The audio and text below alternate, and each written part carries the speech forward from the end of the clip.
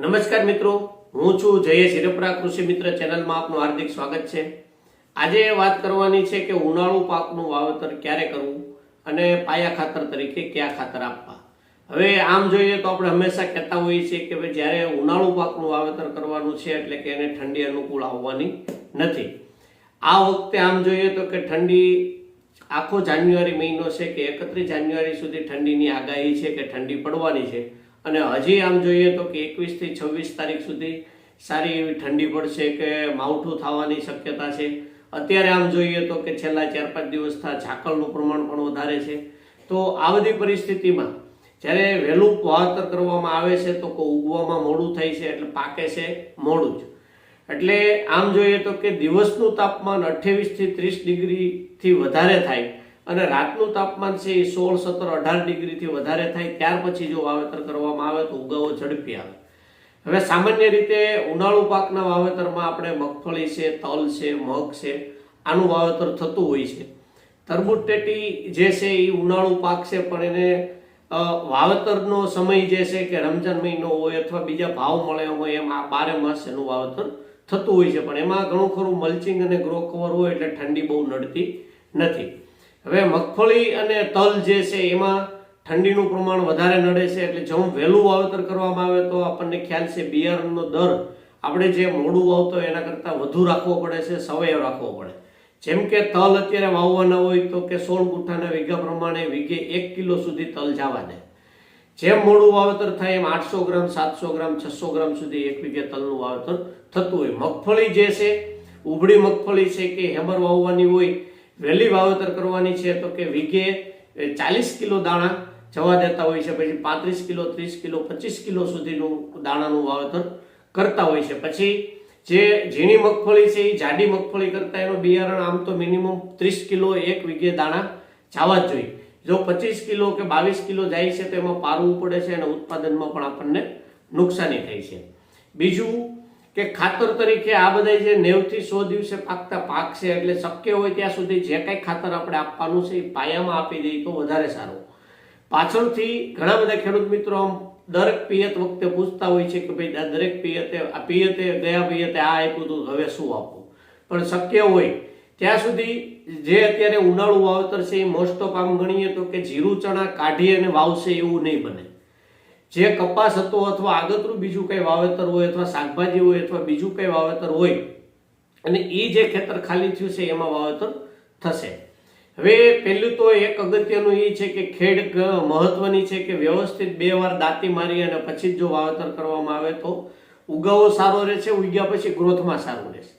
આપણે શિયાળામાં ઘણા બધા અમને એવા ફોટા એવા કે મગફળી રાપ મારીને કાઢી અને પછી સીધું વાવેતર કરી દીધું હોય તો ચાની જગ્યાએ છોડનો ગ્રોથ સારો હોય, પાટલાની જગ્યાએ છોડનો ગ્રોથ નીચો હોય.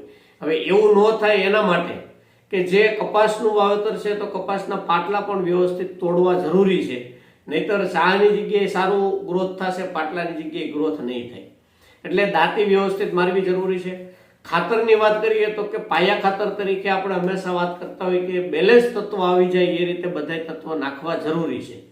જેમાં નાઇટ્રોજન, ફોસ્ફરસ, પોટાશ એટલે કે ડીએપી અને પોટાશ અથવા 12-32-16 1 એકરે 25 કિલો અને એની સાથે સલ્ફર છે એ 3 થી 5 કિલો 1 એકરે અને એની સાથે આપણે જો માઇકોરાઇઝા, માઇકોલી આપી શકીએ તો કે 1 એકરે 4 કિલો જાય એમ મિક્સ કરી અને માઇકોલી આપી શકાય.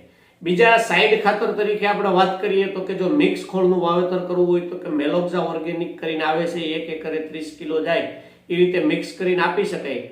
પણ એ પાવડર ફોર્મમાં હોવાથી મિક્સ કરવાનું કે ઓયણીમાં ઘણી વખત આપવાની તકલીફ પણ પડતી હોય છે. બીજું દાણાદારમાં આપણે એનપીકે કન્સોર્ટિયા જે છે એ આપણે 12-32-16 અને સલ્ફર સાથે મિક્સ કરવા હોય તો પણ 1 એકરે 25 કિલો જાય એ રીતે મેલોક્ઝા એનપીકે 4G છે એ મિક્સ કરી અને આપણે આપી શકીએ છીએ. આ જે ડોઝ છે એ આપણે કોઈ પણ પાકમાં મગફળી છે, તલ છે કે મગ છે કે જે કંઈ ઉનાળુ પાકનું વાવેતર કરવાનું છે એમાં બધામાં સામાન્ય રીતે આપી શકીએ. જે ચોમાસે મગફળી પીળી પડવાનો પ્રશ્ન રહેશે એટલો ઉનાળે મગફળી પીળી પડવાનો પ્રશ્ન રહેતો નથી. જો જમીનને આધારે મગફળી પીળી પડવાનો પ્રશ્ન રહેતો હોય તો 1 એકરે 5 થી 7 કિલો ફેરસ સલ્ફેટ આપવું પણ જરૂરી છે. અથવા પાછળથી આપણે ફેરસને લગતી કોઈ પણ ફેરસ મેગ્નેશિયમ સલ્ફેટ છે, ફેરસ એમોનિયમ નાઇટ્રેટ છે, એનો આપણે પાછળથી છંટકાવ પણ કરી શકીએ અથવા માઇક્રોન્યુટ્રનનો પણ છંટકાવ કરી શકીએ. પણ ઉનાળે પરિસ્થિતિ એવી થાય છે કે તાપમાન ઊંચું હોય અને ડોઝમાં ફેરફાર થઈ જાય અથવા છાંટવામાં ફેરફાર થઈ જાય તો એમાં બર્નિંગ આવવાની શક્યતા ઘણી બધી રહેશે. તો બીજી વાત એ છે કે આપણે તલનું જો ખાસ વાવેતર કરવાનું હોય તો તલના ક્યારાની જે લંબાઈ છે એ પણ ઓછી રાખવી. બીજું, તલમાં જે છે પછાટે પાણી ભરાઈ રહેતું હોય તો એ પાણી ભરાઈ ન રહે એની એવી કાળજી રાખવી, કેમ કે તલ પણ મહિનો દોઢ મહિનો ઉગીને થાય છે, તેમાં ફાઇટોપ્થોરા બ્લાઇટ અને ફ્યુઝેરિયમનો પ્રશ્ન ઘણો રહેતો હોય.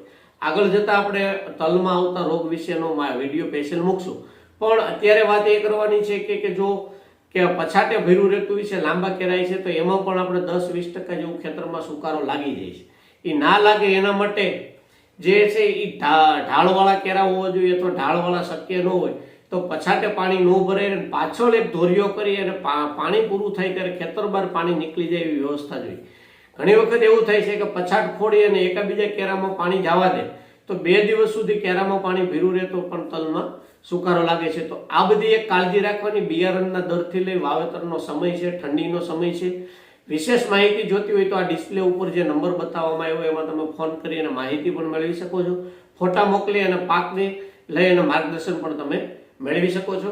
કેમ કે ખાતર છે એ ઘણું બધું અગત્યનું છે. ખાતરમાં આપણે પાયામાં જો નથી આપતા અને પાછળથી આપણે આપીએ છીએ તો એ એટલું બધું કામ પછી કરતું નથી. પાછળના પછી બીજો પાક હોય એમાં એ કામ કરતું હોય. જો આ વિડીયો સારો લાગ્યો હોય તો અન્ય ગ્રુપમાં શેર કરો અને અમારી ચેનલ સાથે જોડાયેલા રહો. નમસ્કાર.